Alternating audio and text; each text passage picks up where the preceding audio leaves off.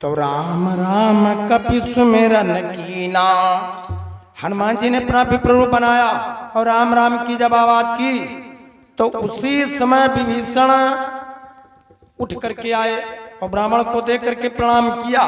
और जब प्रणाम किया तो ये जान गए।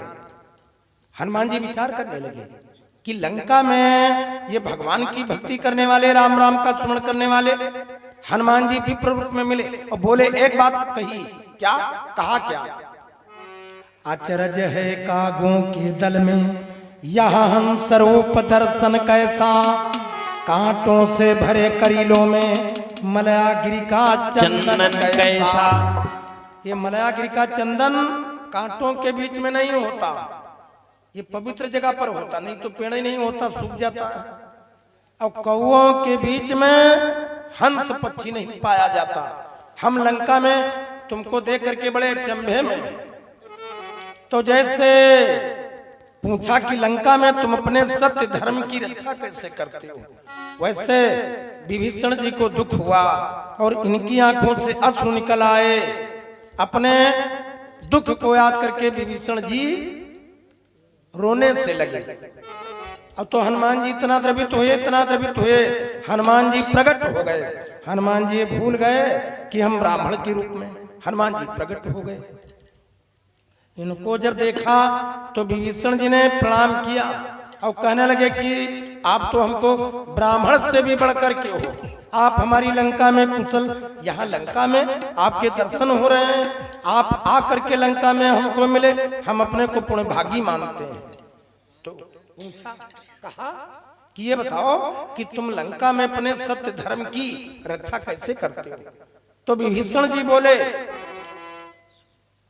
कि सुनो हो पवन सुत रहनी हमारी और जिमि दत्तनन महुदी विचारी। जैसे 32 दांतों के बीच में जीभ, वैसे हम लंका में अपने सत्य धर्म की रक्षा करते हैं।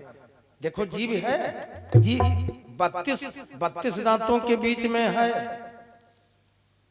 और कोई चीज खाओ पियो तो उसका रेशा फंस जाता है मसूड़े में, दांतों की दरार में। तो आदमी निकालता, सीका से निकालता, लकड़ी से निकालता, माचिस की तीली से निकालता, और तब वो नहीं निकला तो नाखून से बातचीत किया करता। लेकिन वो संतरा खाई नहीं, फंसा है, तो उसका बतलाते रहते हैं और चाय पिया करते।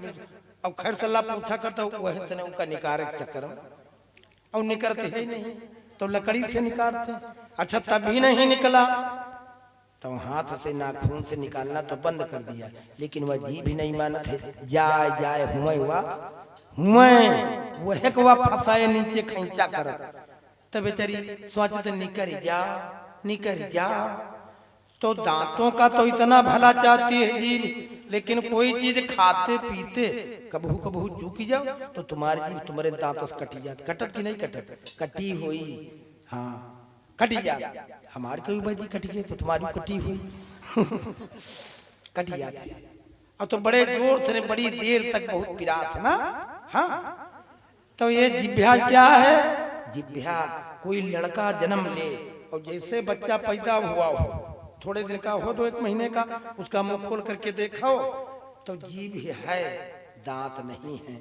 और कोई बूढ़ा आदमी प्राण छोड़ दे और मिट्टी देने जाते हैं, रास्ते में लोगों के देखा मुंह, जीभ फिर है, दांत नहीं है।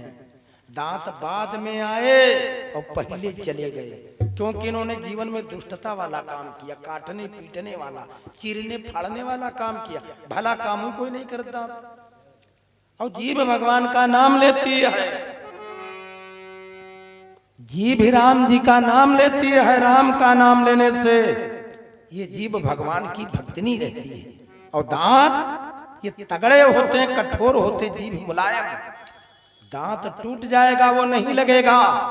लेकिन आपने देखा होगा कि बहुत महिलाएं, बहुत भक्त लोग अपनी जीभ को काट करके नवरात्रि में या देवी के मंदिर पर चढ़ा देती हैं। हमारे यहाँ एक देवी जी का मंदिर है, तो एक सुभाष जी, उनकी माँ जी थी, तो हर साल बड़ा भव्य मेला लगता है माता जी का वहां। तो वहां की पहले की प्रथा थी तो भेड़ बकरी चढ़ा देते सुअर के बच्चे, भेड़, बकरे ये बलि में चढ़ा देते थे। तो एक बार वहां हमने कथा कही मंदिर पर, एक विधायक जी आए, तो हमने कहा कि आप बलि चढ़ाना बंद करो। तब से बलि प्रथा वहां बंद हो गई। लेकिन वो माता जी जो थी वो अपनी जो पुजारी थी मंदिर की, देवी जी की, तो हर साल कार्तिक के महीने में जब सूर्याव्रत करते थे उनके बड़े लड़के, तो उनका बड़ा लड़का सूर्याव्रत रहता था, मतलब एक पैर से खड़े रहते थे पूरा दिन और सूर्य की परिक्रमा करते। मेला भी लगता, हर साल लगता। तो उनकी माँ अपनी जीभ काट करके हर साल चढ़ाती थी। अब ये जो जीभ है जहां पर जुड़ी है, इसके आगे की तुम जितनी काट करके अलग कर दोगे, ये जीभ बड़ी जल्दी पूरी हो जाती। जैसे दूब को काटो पूरी हो जाती, ये और कुसा उसको काटो हरा हो जाता, पूरा हो जाता। वैसे जीभ ये पूरी हो जाती है, लेकिन दांत अगर गिर गया, टूट गया, पूरा नहीं पड़ेगा। सुनहु पवन सुतराहनी हमारी, और जी में दांत नमहु जीभ बिचारी। और दांत, एक बात बताते चले आपको, देखो लंबी है चर्चा, लेकिन बात याद आ गई तो बोल दी। भगवान ने 32 दांत भेज करके व्यक्ति को भेजा था कि जाओ चना खाना और सब खाओ, चना चबेना खाओ, सख्त चीज दांत से कट जाएगी। लेकिन आदमी कहने लगा कि ये सब नहीं खाएंगे, न सेब खा, न संतरा खा, हम मुर्गा के टांग खा, हम अंडा खा, जानवर खा जा, पुड़िया खाएंगे, पान खाएंगे, और ये सब उल्टा सीधा खाने लगा। तो जानते हो, तो धीरे धीरे धीरे धीरे जो 32 दांत हैं, इन 32 दांतों को बहुत लोग चौपट कर देते, नष्ट कर देते हैं। और चाहिए ये मंजन करके तब सोवो और सवेरे फिर ब्रश कर लो, और कुछ खा पी करके कुल्ला करके सहन करना चाहिए। लेकिन बहुत लोगों को हमने देखा, वो पान पुड़िया खाने वाले वो खाए खाए सो गए, ऐसे। अरे भगवान, बड़ी परेशानी। तब एक लाइन है कि फुर्ती राखै राम, और बहुत फुर्ती राखै राम, जय हो। आधी रतियम दिए जगाई सुरती, फुर्ती राखै राम, आधी रतियम दिए जगाई सुरती, फुर्ती राखै राम, आधी रतियम दिए जगाई सुरती, फुर्ती राखै राम, सुरती फुर्ती राखै राम, बहुत फुर्ती राखै राम, आधी रतियम दिए जगाई सुरती, फुर्ती राखै राम। तो सुरती चूना मींज मांज कर लीहन मुहिमा नाई। अरे बीच सब हम गीदड़ होई बैठे, और दीन लाज गवाई, और चारी वरिया करें ठुकाई, सुरती फुर्ती राखै राम, चारी वरिया करें ठुकाई, सुरती फुर्ती राखै राम, चारी वरिया करें ठुकाई, सुरती फुर्ती राखै राम, सुरती फुर्ती राखै राम, बहुत फुर्ती राखै राम, आधी रतियम दिए जगाई सुरती फुर्ती राखै राम, आधी रतियम दिए जगाई सुरती फुर्ती राखै राम। तो सुरती चूना खाति खाति सब दीन दांत गवाई। 32 दांत माँ बचे 2-4, तो चाहे मुंह समझो, चाहे घर का तिदरा समझाओ। पहले पुरखा लोग तिदरा बनाते थे तो माँ 3 या 6 खंभा होते रहे।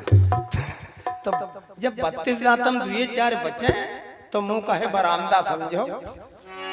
तो सुरती चूना खाति खाति सब दीन दांत गवाई, जय हो। और जब गए ससुररिया में सरहज बोली, जब ससुराल गए और सरानी पूरी मिल गई।